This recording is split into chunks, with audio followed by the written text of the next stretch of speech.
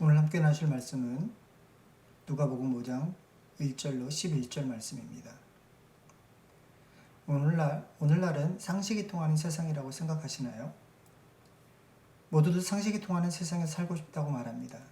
우리 주변에서 일어나고 있는 일들과 뉴스에서 보도되고 있는 사건들을 보고 있으면 상식을 찾아보기 힘들 정도로 그만큼 상식이 통하지 않는 시대를 살아가고 있습니다.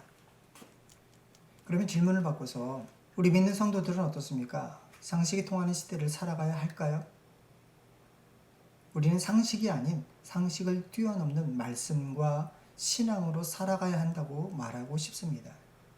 이것은 상식과 전혀 다른 것이 아닌 상식 위에 더 고차원적인 내용이라 할 수 있습니다.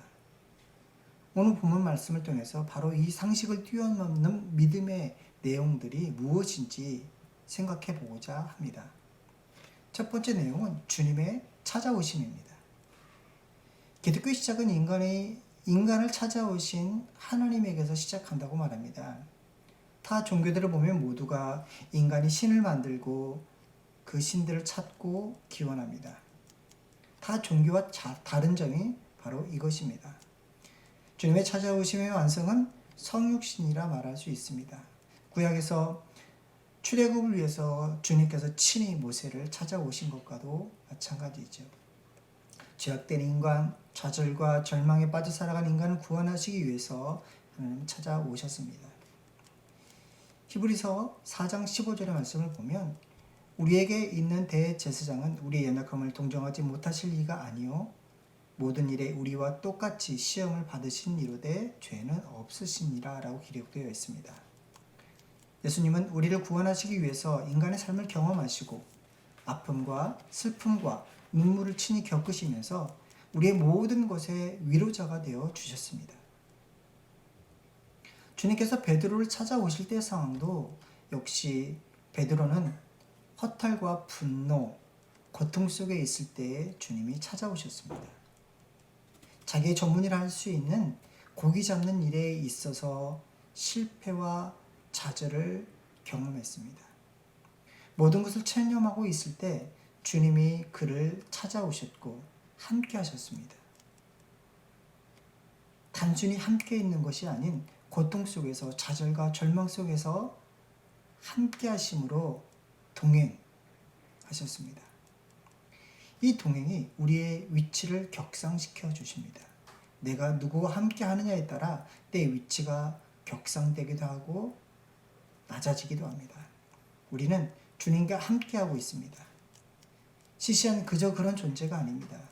주님이 함께 하시고 나의 위치를 높여 주셨습니다. 이것이 바로 주님의 찾아오심이라고 말할 수 있습니다. 이 찾아오심이 오늘 본문의 제자들에게만 있는 것이 아니라 우리에게도 있습니다. 주님의 동행하심이 우리에게 나타납니다. 그 동행하심 속에서 주님의 위로가 무엇인지 경험할 수 있는 은혜가 있기를 바랍니다. 오늘 본문에 등장하는 제자들의 모습을 보면 첫 번째로 부름을 받는 것이 아니라 두 번째로 주님을 따르고 있는 내용입니다. 요한복음 1장 35절의 내용을 보면은요. 37절에 두 제자가 그의 말을 듣고 예수를 따르거늘이라고 기록되어 있고 40절 이하로 보면 요한의 말을 듣고 예수를 따르는 두 사람 중에 하나는 시몬 베드로의 형제 안드레라. 그가 먼저 자기의 형제 시몬을 찾아 말하되 우리 아가 메시아를 만났다 하고 데리고 예수께로 오니 예수께서 보시고 이르시되 내가 요한의 아들 시몬이니 장차 게바라 하리라 하시니라 라고 기록되어 있습니다. 요한과 안드레는 세례 요한의 제자였다가 예수님을 따르게 되었습니다. 안드레는 예수님을 통해 메시아를 만났노라고 전해 베드로가 예수님을 따르게 되었습니다. 이와 같이 예수님께서 공생의 사역을 시작하시기 위해서 나사렛에 오셔서 세례 요한에게 세례를 받으시고 40일 금식 기도를 마치신 후 첫 번째로 제자를 부르신 일이 있었습니다. 그러나 처음에 이들이 완전히 사도로서 부름을 받지 못했습니다. 메시아인 줄 알고 얼마 동안 예수님을 따르다가 다시 자기의 본업으로 돌아간 것이었습니다. 그러다 오늘 본문 말씀에 이 세 사람이 다시 예수님의 부르심을 받게 되었습니다.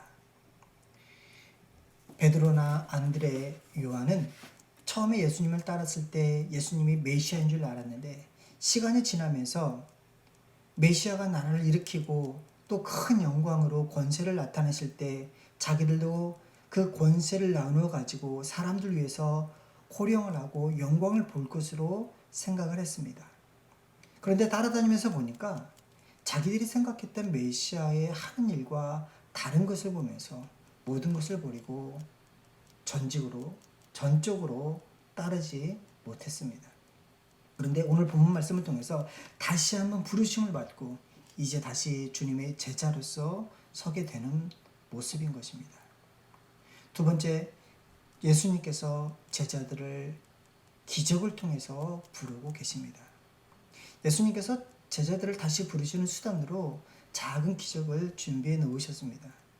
예수님께서는 말씀을 마치신 뒤에 베드로를 향하여 누가복음 5장 4절에 깊은 데로 가서 그물을 내려 고기를 잡으라 라고 말씀을 하셨습니다. 이것이 바로 예수님께서 베드로를 위해서 준비하신 기적입니다. 주석가들은 이 부분에서 두 가지를 해석합니다. 하나는 3절의 말씀에서 베드로의 배를 빌려서 쳤기 때문에 그 값을 주시는 차원에서 고기를 잡을 수 있도록 하셨다고 해석하기도 합니다. 그러나 그런 의미보다는 예수님께서 제자로 부르시는 그 부르심의 중심이 있기 때문에 그 중심으로 의미를 파악해 보아야 할 것입니다. 그것은 그 기적을 통해서 예수님께서 제자들로 하여금 새로운 마음을 가지고 부르심에 반응할 수 있도록 만들어 가시는 과정입니다.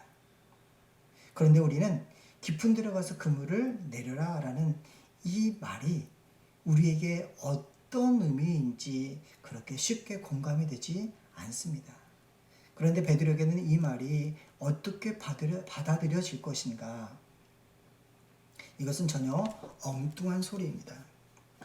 어버로서 그 말은 황당한 말밖에 되지 않습니다. 게네사렛 호수에서는 깊은 데에서는 고기를 절대 잡을 수 없다고 말합니다. 베드로는 어부입니다. 게네사렛 호수에서 잔뼈가 굵은 사람입니다. 고기에 대해서 누구보다도 잘 알고 있습니다. 어디에서 고기를 잡아야 하는지 고기의 습성을 잘 알고 있습니다. 그의 오랜 어부의 상시로 보면 날이 환하게 밝은 오전에는 고기가 잡히지 않습니다. 깊은 곳에는 고깃대가 모이지 않는다는 것을 너무나도 잘 알고 있습니다. 그리고 무엇보다도 베드로는 밤새도록 자기가 할 수 있는 모든 방법을 다 동원해서 고기를 잡아보았지만 잡지 못했습니다. 어부의 상식으로는 예수님의 말대로 하는 것이 헛수고일 뿐입니다. 그리고 이미 그물을 씻어 놓았는데 다시 시작하는 것도 내키지 않는 일입니다. 몸은 고단하고 배고픕니다. 더군다나 고기는 잡히지 못했고 자기는 전문가인데 목수 출신인 예수님이 자기 전공에 대해서 이야기하는 것은 기분이 상할 만한 일이었습니다. 그런데 베드로 모습은 어떻습니까? 그가 어떻게 반응하고 있습니까? 5절에 우리들이 밤이 새도록 수고하였으되 잡은 것이 없지만은 말씀에 의지하여 내가 그물을 내리리라. 베드로는 예수님의 말씀에 순종하기로 했습니다. 이것은 단순한 순종이 아닙니다. 베드로의 순종은 사람의 방법과 상식을 포기하는 것입니다. 어부로서 자기의 전문적인 그 생각, 그 상식을 내려놓는 것입니다.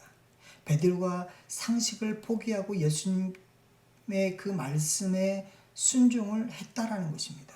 그래서 어떤 결과가 나타났습니까? 6절로 7절에 고기를 잡은 것이 심히 많아 그물이 찢어지는지라 이에 다른 배에 있는 동무들에게 손짓하여 와서 도와달라 하니 그들이 와서 두 배의 채움에 잠기게 되었더라. 기대하지 못했던 상황이 발생했습니다. 베드로는 5절의 말씀에서 말씀에 순종하긴 하지만 그 기대감은 없어 보였습니다. 밤이 새도록 수고하였으되 잡은 것이 없지만은 말씀에 의지하여 내가 그물을 내리리이다. 내가 밤새도록 수고해 봤습니다. 그러나 아무 성과가 없었는데 예수님께서 그렇게 말씀하시니 내가 한 번 더 해보겠습니다. 어찌 보면 속눈썹 치고 한 번 더 해보죠. 이런 반응이 아니었을까요? 그런데 생각하지 못했던 전혀 다른 반응이 나타나게 된 것이죠. 그렇다면 예수님께서 이처럼 베드로에게 이와 같은 기적을 베푸신 이유가 무엇일까요? 단순히 뱃삭을 주시고자 함이었다면 간단하게 해결되지만 그거보다는 더 큰 의미가 있지 않을까요? 이 기적의 목적이 무엇인가?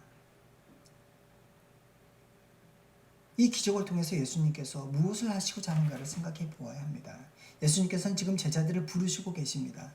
제자를 부르실 때 가장 중요한 것은 자신들이 따라야 될 그 대상이 누구인지를 분명히 알아야 될 필요가 있었습니다. 그래야 그를 신뢰하고 따르지 않겠습니까? 그래서 예수님께서는 이전에 막연하게 따랐던 3명의 제자들을 다시 한번 확고하게 부르시고자 그 기적을 통해서 자신들이 따라야 될 예수님이 누구인가, 하나님의 아들로서 영광을 가지신 분이라는 사실을 알게 하시는데 그 기적의 목적을 두고 계십니다. 단순한 랍비, 선생 정도가 아닌 하나님의 아들로서의 예수님을 보게 하신 것입니다. 이것이 예수님께서 베푸신 기적의 목적입니다. 그리고 자신의 상식을 뛰어넘는 그 믿음의 반응을 보일 때 기적의 진정한 의도를 발견하게 되는 것입니다. 그럴 때 베드로의 반응이 어떻게 나타나고 있습니까? 이 놀라운 기적을 경험한 베드로의 반응이 8절에 나타나 있습니다. 시몬 베드로가 이를 보고 예수의 무릎 아래에 엎드려 이르되 주여 나를 떠나소서 나는 죄인이로소이다. 베드로는 기적을 경험함으로 인해서 예수님께서 하나님의 아들 되심의 영광을 보게 되었고 그 앞에서 자신의 본질적인 모습을 발견하게 됩니다. 그것은 죄악된 인간상입니다. 죄악을 발견하고 그 주님의 발 앞에 엎드려 나는 주님을 감당할 수 없음을 고백합니다. 베드로는 처음에 예수님에 대해서 선생이여라고 불렀는데 그는 지금 예수님을 주여라고 극존칭을 사용하고 있습니다. 이것은 단순한 극존칭이 아닌 예수님의 신성을 고백하는 것입니다. 이사야 선지자가 하나님의 부르심을 받을 때 하나님의 영광을 보고 베드로와 같은 반응을 보였습니다. 이사야 6장 5절의 말씀을 보면 그때 내가 말하되 화로다 나여 망하게 되었도다. 나는 입술이 부정한 사람이요 나는 입술이 부정한 백성 중에 거주하면서 만군의 여호와이신 왕을 배웠음이로다 하였더라 라고 기록되어 있습니다. 만약 여러분이 이사야와 같은 그런 광경을 보게 되었다면 어떻게 반응하실 것 같습니까? 야 기가 막히다, 야 멋있다 하면서 넋이 나간 채 서 있을 것 같습니까? 내가 오늘 하나님의 영광을 봤는데 정말 죽여주더라 그렇게 반응할 건가요? 이사야는 하나님을 만나고 나서 나오는 반응이 나는 망하게 되었다, 나는 부정한 사람이다 라고 외칩니다. 즉 하나님의 보좌 앞에 서 있는 자신의 모습에 대해서 발견하게 된 거죠. 자기의 그 본질적인 모습, 이것이 바로 하나님을 만난 자의 모습입니다. 베드로도 역시 동일한 모습이죠.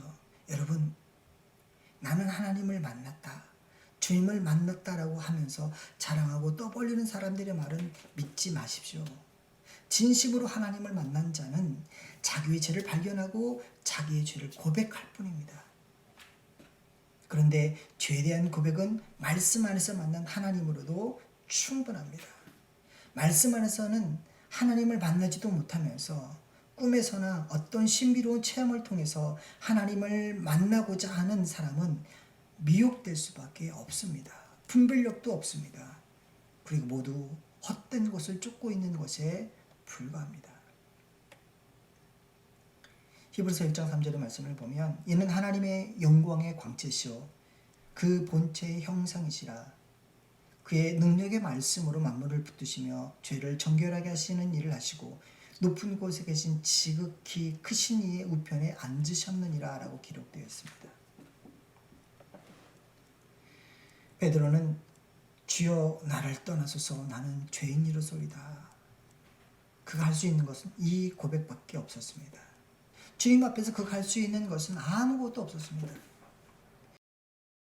자기 모든 것이 산산이 부서지는 것입니다. 그리고 새로운 심령으로 거듭나게 됩니다. 새롭게 그의 인생을 출발하게 되는 순간입니다. 여러분, 지금 베드로에게 물고기가 과연 보일까요? 그 수많은 물고기, 그의 눈앞에는 아무것도 보이지 않고 아무것도 생각나지 않았을 것입니다. 오직 주님 앞에 있는 자신의 두려움뿐이었을 것입니다. 주님을 만나셨습니까? 내가 주님을 진실로 만났는지 아닌지를 알 수 있는 방법이 누가복음 1장 35절로 38절의 내용에 나타나 있습니다.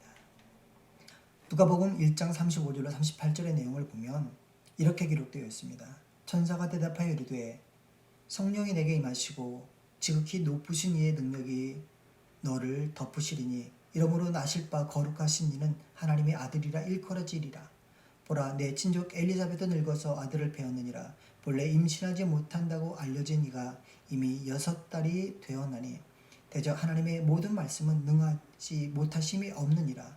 마리아가 이르되 주의 여정이오니 말씀대로 내게 이루어지이다 하며 천사가 떠나가니라. 주님을 만나고 주님을 믿는다는 것은 바로 이런 모습입니다. 주의 여정이오니 말씀대로 내게 이루어지기를 원합니다.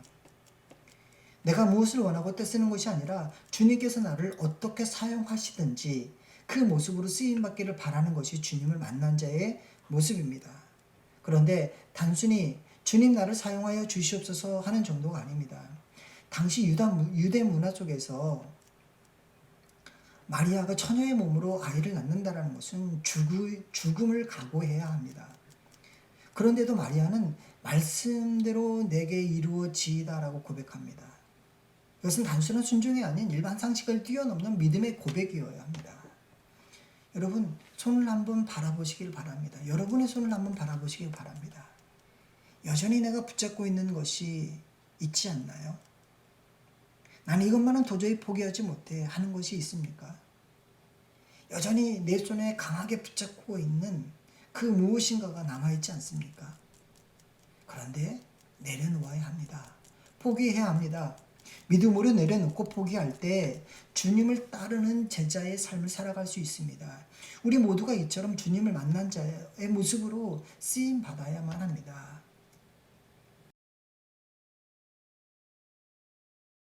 주님을 만난 베드로는 주님을 감당할 수 없어 나를 떠나소서라고 고백합니다. 아마 베드로는 주님이 떠나주시기를 바라고 있을 것입니다. 아니면 지금 당장이라도 그 자리에서 도망가고 싶은 심정일 것입니다.